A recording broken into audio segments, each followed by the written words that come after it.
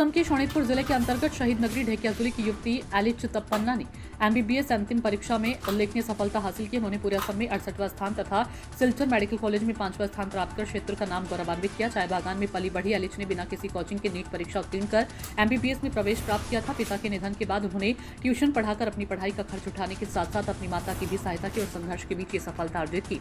BSc और MSc पूर्ण करने के बाद अब एलिच ने डॉक्टर बनने का सपना साकार कर लिया। उन्होंने भविष्य में मेडिसिन विभाग में चिकित्सक के रूप में समाज सेवा करने की इच्छा व्यक्त की है। इधर उनकी सफलता पर ढेकियाजुली प्रेस क्लब के अध्यक्ष भगवान वैश्य, पत्रकार सुरक्षा समिति असम के मुख्य संयोजक प्रशांत वैश्य, संयोजक जाहिद लाली, पंकज कुमार नाथ, ढेकियाजुली खंड प्राथमिक शिक्षक सम्मेलन के कार्यवाहक महासचिव बुधन चंद्र राभा, शिक्षा एवं सांस्कृतिक सचिव ओम प्रकाश दर्जा आदि उपस्थित रहे। प्रशांत वैश्य की रिपोर्ट। नमस्कार, मोर नाम एलिस टपनो।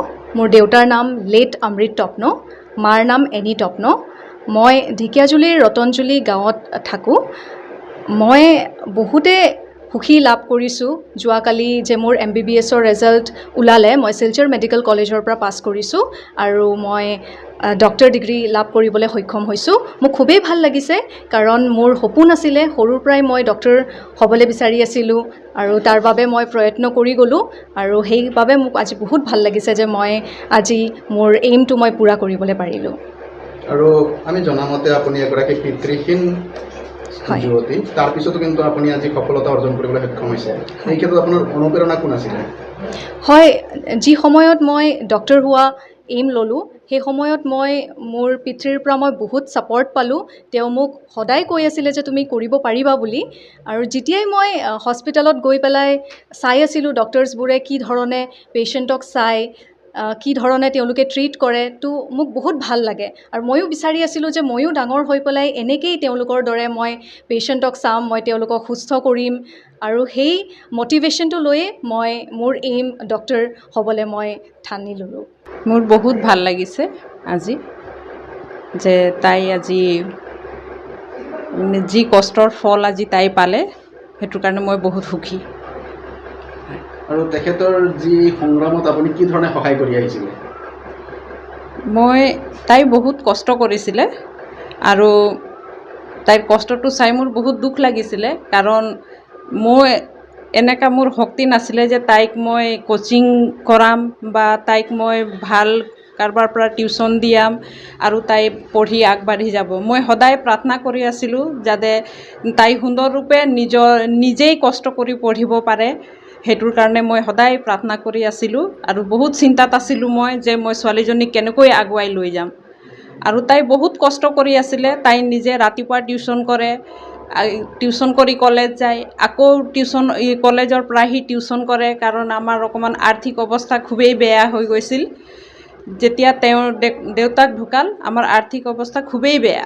তাই নিজে কষ্ট কৰি তাই নিজেই পঢ়িছে, ঘৰখনো চলাইছে আৰু আজি তাই ইমান আগুৱাই যাবলৈ তাই যি ডিগ্ৰী লাভ কৰিছে, মই বহুত সুখী আৰু মই ঈশ্বৰক ধন্যবাদ দিম। বহুত ভাল লাগিছে। দিদিৰ হাৰ্ডৱৰ্কটো মই বহুত বছৰৰ পৰা চালোঁ। দিদি যেনেকৈ ষ্টাডি কৰিলে, তো আজিতো ভাল লাগিছে দিদি যে ইমান আসামত 86 ৰেংক আনিছে। বহুত ভাল লাগিছে মোৰ। ভাল লাগিছে? হয়, মই বহুত সুখী, কাৰণ তাইক সৰুৰ পৰা পাইছোঁ, তাইক কষ্ট চাইছোঁ।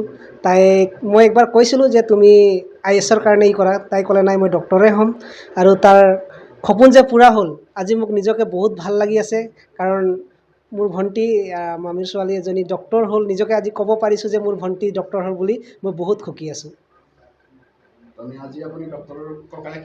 হয় হয় হয়, মই নিজকে ইয়াতে ক'ব পাৰোঁ, মই অমুকৰ দাদা, এলিছৰ দাদা বুলি নিজকে পৰিচয় দিব পাৰিম। আৰু এইটো ভাল লাগি আছে, কাৰণ আমাৰ ঘৰখনত এজনী ডক্টৰ ওলাইছে আৰু গোটেই গাঁৱত মানে ভাল এজনী ছাকচেছ হ'ল, আৰু গোটেই আমাৰ ঢেকিয়াজুলি অঞ্চলৰ এজনী ছোৱালী ডক্টৰ হ'ল। সেইকাৰণে মই মানে নিজকে প্ৰাউড ফিল কৰি আছোঁ যে মই নিজকে ডক্টৰৰ ককাই হিচাপে পৰিচয় দিবৰ কাৰণে মানে বহুত সুখী পাইছোঁ।